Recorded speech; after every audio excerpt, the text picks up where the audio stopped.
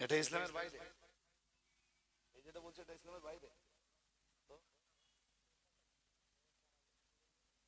এটা ইসলামের বাইরে। পেছন থেকে বাবাজি বলতেছে আপনি ইসলামের কথা বলেন।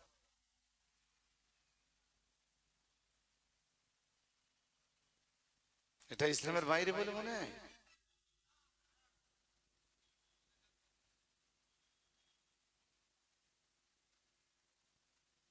এটা ইসলামের বাইরে না, এটা ইসলামের মূলনীতির ভিতরে একটা অন্যতম মূলনীতি,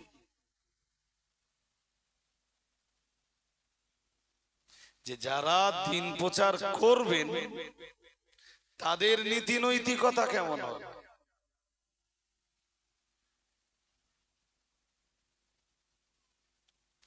এক সময় রক্তের বিনিময়েই তো দিন জিন্দা হয়েছে।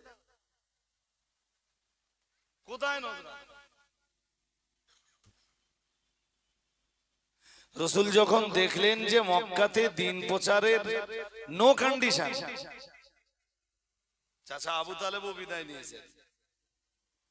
ঘরের ভিতরে যিনি সবচাইতে রাসূলুল্লাহকে বেশি সাপোর্ট দিতেন, মা খাদিজাতুল কুবরা রাদিয়াল্লাহু তাআলা আনহা, তিনিও বিদায় নিয়েছেন। বাইরে সবচেয়ে বেশি 42 বছর ধরে যিনি সাপোর্ট করেছেন চাচা আবু তালেব, তিনিও চলে গেছেন। মক্কায় তখন এমন এক কন্ডিশন যে মক্কার মাটিতে রসুলের জন্য দিন প্রচার করা খুব কঠিন হয়ে পড়েছে। রসুল ভাবলেন কদিনের জন্য একটু তায়েফে যাই। তায়েফ, হযরত যায়েদ বিন হারেসাকে সঙ্গে নিয়ে রসুল তায়েফে গেলেন। 10 দিন সেখানে থাকলেন। তায়েফের সব নেতাদের বাড়িতে বাড়িতে গেলেন, দিন নিয়ে আলোচনা করলেন,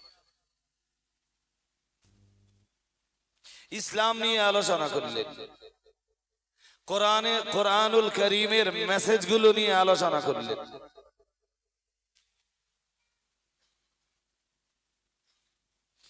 তায়েফবাসীরা মেনে তো নিলই না। আসলে এইটা রাসূলুল্লাহ সম্ভবত বুঝে উঠতে পারেননি যে আমি ফিরে যাবার দিন ওরা আমায় মারবে। ওরা এই 9 দিনের ভিতরে রসুলের দেহে কোনো অত্যাচার করবে। তায়েফের নেতারা তো তায়েফবাসীদের খেপিয়ে দিল। যেদিন রাসূলুল্লাহ ফিরছেন, ফিরবার পথে দেখলেন দুধারে, রাস্তার দুধারে সব হাতে পাথর নিয়ে দাঁড়িয়ে আছে।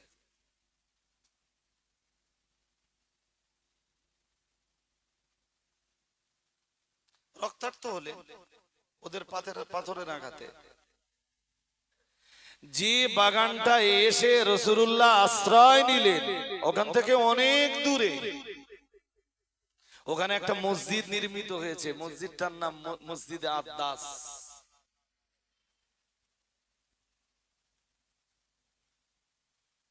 আদ্দাস কে জানেন? ওই বাগানের যে দুইজন মালিক ছিল, মনিব ছিল, তাদের তাদের এক গোলাম আদ্দাস। তারাই রাসূলুল্লাহর জন্য কিছু আঙ্গুর পাঠিয়েছিল। আঙ্গুর বললো এমনি অসুস্থ দেহ, হয়তো খাওয়াও হয়নি কিছু, তুমি একটা কাজ করে আঙ্গুরগুলো দাও। আদ্দাস এসে রাসূলুল্লাহকে যখন আঙ্গুরগুলো হাতে তুলে দিচ্ছিলেন, নবীজি জিজ্ঞেস করছিলেন কে তুমি? বললো আমি আদ্দাস, এই বাগানের মালিক যারা তাদের গোলাম আমি। নবীজি বললেন তুমি কোন ধর্মের? বলল হুজুর আমি ইসবি, আমি খ্রিস্টান। নবীজি বললেন তুমি খ্রিস্টান? ও, তোমার সাথে তো আমাদের অনেক তোমাদের ধর্মের সাথে আমাদের ধর্মের অনেক মিল আছে। ঈসা আলাইহিস সালামের অনুসারীরা তো খ্রিস্টান, পরে ওরা কেতাবের অনেক রদবদল ঘটিয়েছে, বিষয়টা আলাদা। পরে ওরা ঈসাকে আল্লাহর বেটা বলেছে, ঈসার মাকে আল্লাহর বিবি বলেছে, বিষয়টা স্বতন্ত্র। কিন্তু ইনজিল নামীয় আসমানি কেতাবটাই তো কি তাদের ধর্মগ্রন্থ ছিল। নবীজি বললেন তোমাদের সাথে আমাদের অনেক মিলে যায়, তোমাদের ধর্মীয় রীতিনীতির সাথে আমাদের অনেকটা মিলে যায়। আদাস জিজ্ঞেস করলো, আপনি আপনি কে? রাসূল পাক সাল্লাল্লাহু আলাইহি ওয়াসাল্লাম বললেন, তোমাদের ধর্মীয় গ্রন্থে যে আখিরি নবীর আগমনের ঘোষণা রয়েছে, তোমাদের নবী ঈসা যে নবীর আগমনের ঘোষণা পৃথিবীতে দিয়ে গিয়েছিলেন, আমি হলাম সেই মুহাম্মদুর রাসূলুল্লাহ। তাই ওখানে এখন এক মসজিদ তৈরি হয়েছে, মসজিদটার নাম মসজিদে আদাস। কখনো যদি তয়েফে যান, ওই মসজিদ থেকে একটু ঘুরে আসবেন, সেদিন মসজিদে আদাসটা দেখলে আপনারও মনে পড়বে। রাসূলুল্লাহ মোটামুটি যখন স্বাভাবিক হয়ে গেলেন, ওখান থেকে বেরিয়েছেন, মক্কার দিকে আসবেন। বারবার ভাবছেন মক্কায় যে ফিরবো, কেমনে ফিরবো, কিভাবে ফিরবো। মক্কার তখন খুব কঠিন কন্ডিশন। মক্কার অনতি দূরে অবস্থান নিয়ে রাসূলের যে সমস্ত নেতারা রাসূলুল্লাহকে একটু সহযোগিতা করত, সবাই যে 100% বিরোধী ছিল তা তো না। অনেকেরই রাসূলের কষ্টে কষ্ট হতো। রাসূল তাদের কাছে খবর পাঠাচ্ছিলেন, তোমরা একটু আমার কাছে এসো, এসে আমি মক্কায় প্রবেশ করব, আমার জন্য সহযোগিতার একটু হাত প্রশস্ত করে দাও।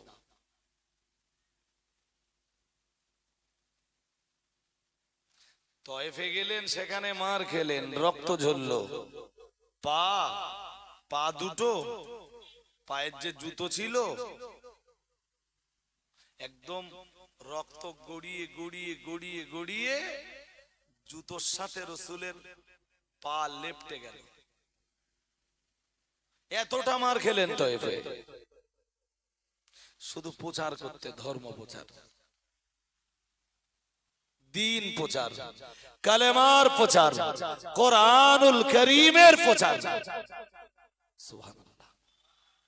আর একটু মন খুলে বলুন, এখন মক্কায় ফিরবেন, মক্কার অনতি দূরে রাসূল অবস্থান দিয়েছেন। কোন কন্ডিশনে ফিরবেন, কিভাবে ফিরবেন, তার রাস্তা তৈরি করছেন। আমাদের তো কোনো কষ্ট হয় না, কই কষ্ট হয়? হ্যাঁ, 2 ঘন্টা ওয়াজ করতে, একভাবে কথা বলতে গেলে কিছু কষ্ট আছে, তো রক্ত তো আমাদের দিতে হয়নি। মারমুখী পরিবেশের সম্মুখীন তো আমাদের হতে হয়নি, যুদ্ধের ময়দানে আমাদের তো নামতে হয়নি। বয়কট তো, হ্যাঁ কিছু মানুষকে হতে হয়েছে বয়কট, বাট আপনাদের মতো আম জনতা, আপনাদের তো বয়কটের সম্মুখীন হতে হয়নি। 3 বছর ধরে রাসূলুল্লাহকে শিয়াবে আবি তালেবের ভিতরে আবদ্ধ থাকতে হয়েছে। রাসূলুল্লাহকে, সাহাবীদেরকে, রাসূলের হালিফ যারা ছিল তাদের সবাইকে 3 বছর আটকে থাকতে হয়েছে।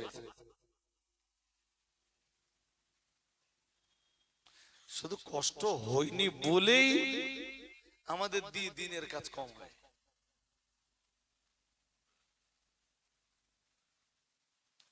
প্রিয় নবী মুহাম্মদুর রাসূলুল্লাহ সাল্লাল্লাহু আলাইহি ওয়াসাল্লাম যখন তিনি ইন্তেকাল, আল্লাহ পাকের নবী ইন্তেকালের বেশ কিছুদিন আগে সাহাবায়ে কেরামদেরকে বলেছিলেন, ও আমার সাহাবীরা মনে রাখো, আমি মুহাম্মদুর রাসূলুল্লাহ সাল্লাল্লাহু আলাইহি ওয়াসাল্লাম যেদিন আমি তোমাদের মাঝে না থাকব, যেদিন আমি তোমাদের মাঝে অবস্থান না করব, তোমাদের মাঝে না থাকব, আমি তোমাদের থেকে যেদিন বিদায় নেব, আমার আল্লাহর নবী বললেন, তারাকতু ফীকুম আমরাইনি লান তাদিল্লু মা তামাসসাকতুম বিহিমা কিতাবাল্লাহি ওয়া সুন্নাতা রাসূলিহি আও কামা ক্বালা আলাইহিস সালাম।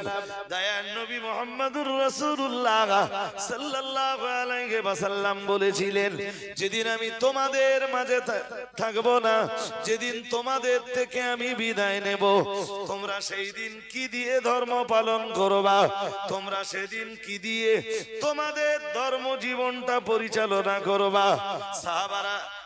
সাহাবায়ে কেরামদেরকে রাসূলুল্লাহ বললেন, শোনো, এজন্যই আমি রাসূলুল্লাহ তোমাদের মাঝে দুইটা জিনিস রেখে গেলাম। সুবহানাল্লাহ বলুন। এই একটুখানি শুনে নেন, আগে যা বলেছি আর পরে যা বলছি দুটো মিলে যাবেন ইনশাআল্লাহ। বললেন, শোনো, যেই দিন আমি থাকবো না, সেদিন কি দিয়ে তোমরা ধর্ম পালন করবা, আমি তার জন্য দুটো জিনিস রেখে যাচ্ছি। কটা বলুন তো? দুইটা। প্রিয় নবী মুহাম্মদুর রাসূলুল্লাহ সাল্লাল্লাহু আলাইহি ওয়াসাল্লাম সাহাবায়ে কেরামদেরকে ডেকে বলেছিলেন, ও সাহাবীরা মনে রাখো, ও উম্মতিরা মনে রাখো, লান তাদিল্লু মা তামাসসাকতুম বিহিমা কিতাবাল্লাহি ওয়া সুন্নাতা রাসূলিহি আও কামা ক্বালা আলাইহিস সালাম। দয়ার নবী মুহাম্মদুর রাসূলুল্লাহ সাল্লাল্লাহু আলাইহি ওয়াসাল্লাম আমার আল্লাহর নবী এক নম্বরে বলেছিলেন, আমি এক নম্বরে যেটা রেখে যাচ্ছি সেটা হলো কিতাবুল্লাহ। আরেকটু মন খুলে বলেন, এক নম্বরে কি? আল্লাহর কিতাব। আপনারা বুঝতেই পারতেছেন কিতাবুল্লাহ কি? আল্লাহর কিতাব, আল্লাহর কোরআনুল কারীম। সবাই একটু আওয়াজ দিয়ে বলেন, কোরআনুল, এক নম্বরে কোরআনুল কারীম। বেশ। দুই নম্বরে রাসূলুল্লাহ বললেন, ওয়া সুন্নাতা রাসূলিহি আও কামা ক্বালা আলাইহিস সালাম। প্রিয় নবী মুহাম্মদুর রাসূলুল্লাহ সাল্লাল্লাহু আলাইহি ওয়াসাল্লাম নবী আমার বলেছিলেন, যেদিন আমি তোমাদের মাঝে থাকব না, আল্লাহর কোরআনে যদি তোমরা কোনো সমস্যার সমাধান না খুঁজে পাও, দুই নম্বরে অবশ্যই আমার সুন্নাতের ভিতরে ওই সমস্যা সমাধানের রাস্তা তোমরা খুঁজে বেড়াবে। দুই নম্বরে তোমাদের যাবতীয় সমস্যা সমাধানের জন্য আমি মুহাম্মদুর রাসূলুল্লাহ সাল্লাল্লাহু আলাইহি ওয়াসাল্লাম আমার সুন্নাত তোমাদের মাঝে ছেড়ে গেলাম।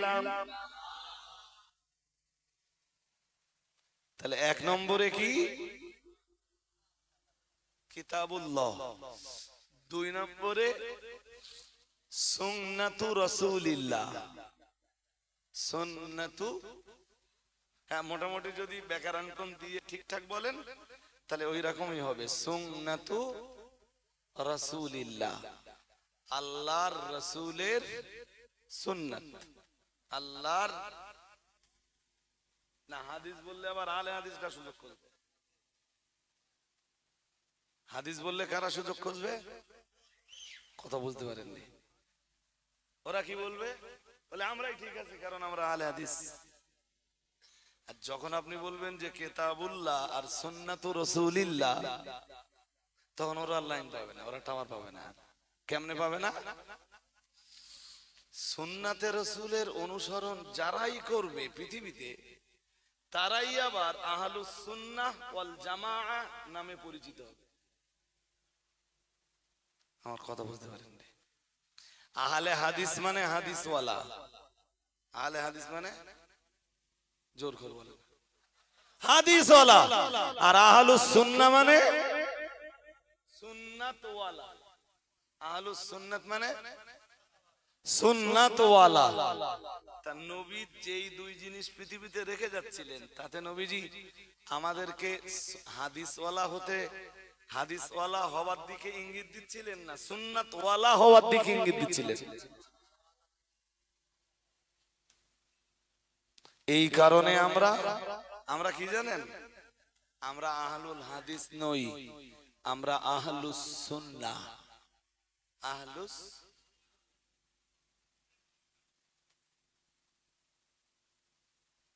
লামাজাবিদের চিন্তায় ওরা ছাড়া পৃথিবীতে আর কেউ ঠিক নেই, একমাত্র ওরাই ঠিক আছে। হাদিস পড়তে পারবে না, কিন্তু দূর থেকে বলবে বুখারী শরীফের 213 নম্বর হাদিস। আরে ভাই হাদিসটা পড়, তাহলে আমি আরবি পড়তে পারি না।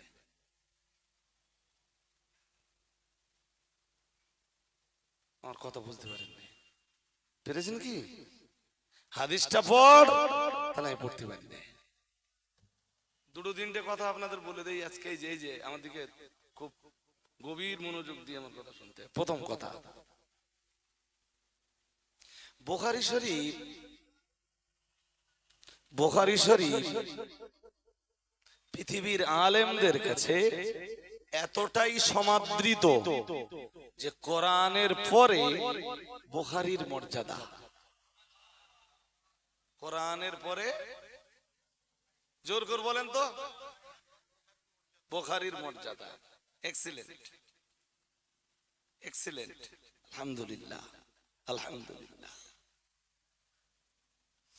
তো আমি এই হাদিস কি আর সুন্নাত কি এটা একটু পরে বলে দিচ্ছি। এক্ষুনি যেটা বলছি একটু মন দিয়ে শোনেন। সারা পৃথিবীর সব মাদ্রাসাগুলোতে বুখারী আছে, আছে না নেই? আছে তো। আর বুখারী না পড়ে কোনো ছেলে মৌলানা হয় না। সব জায়গার সিস্টেম, সরকারি বেসরকারি, হ্যাঁ, হানাফি, শাফেঈ, মালিকি, হাম্বলি, মুহাম্মাদি, লামাজাবি, যত দল মতবাদ আছে, এদের আবার যত মাদ্রাসা আছে, সব মাদ্রাসায় বুখারী পড়ানো হয়। জামিয়ায় যদি বুখারী পড়ানো হয়, খাদিজায় যদি বুখারী পড়ানো হয়, আপনি জামপুরে যাবেন, ওখানেও বুখারী পড়ানো হয়। কালিকাপুরে যাবেন, ওখানেও বুখারী পড়ানো হয়। আপনি আমিনপুর মাদ্রাসায় যাবেন, যেটা খারিজি আছে, ওদেরও বুখারী পড়ানো হয়। আপনি তেতুলিয়া মাদ্রাসায় যাবেন, যেটা বয়লা তেতুলিয়া বারাসাত, ওখানে যাবেন, ওখানেও পড়ানো হয়। কলকাতা এয়ারপোর্টের উল্টো দিকে বাগড়া মাদ্রাসা যেটা, ওখানে যাবেন, ওখানেও বুখারী পড়ানো হয়। বর্ধমানের মেমোরিতে যাবেন, বুখারী পড়ানো হয়। পাঁশকুড়া মাদ্রাসায় যাবেন, বুখারী পড়ানো হয়। বুখারী না পড়লে কোনো ছেলে মৌলানা হবে না। ঘুম পাচ্ছে নাকি এক্ষুনি? তাই না তো? এবার একটা ভাইটাল কথা বলবো, চলুন। বুখারী শরীফ যারা, বুখারী শরীফের দার্স যারা দেয়, যারা নেয়, তাদের কথা আগে বলছি না। বুখারী শরীফের দার্স যারা দেন, আপনি আপ টু দেওবন্দে যান, আপনি মিশরে যান, আপনি সৌদি আরবে যান, সৌদি আরবে বুখারীর যারা দার্স দেয়, তারা বুখারী শরীফের দার্স দেওয়ার জন্য বা বুখারী শরীফ পড়ানোর জন্য যে সারাগুলো, যে বুখারী শরীফের যে ব্যাখ্যা গ্রন্থগুলো, ব্যাখ্যা গ্রন্থ বোঝেন তো? আরে হ্যাঁ না বলেন। আরে আমাদের ঘরে ছোট ছোট বাচ্চারা যখন ওই ক্লাস 3-4 পড়তো, তখন ওরা ছাত্র বন্ধু খুঁজতো না? আরে হ্যাঁ না বলেন।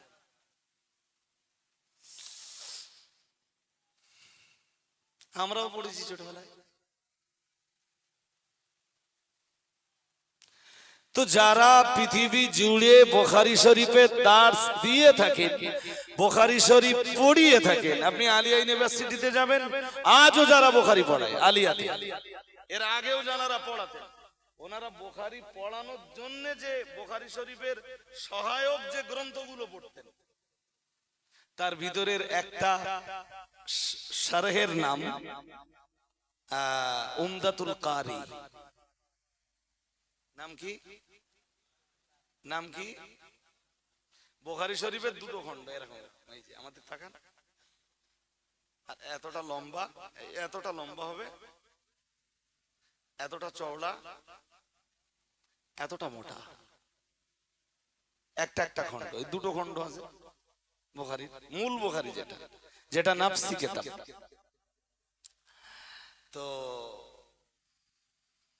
এই উমদাতুল কারি যিনি লিখেছেন আল্লামা বদরুদ্দিন আইনি।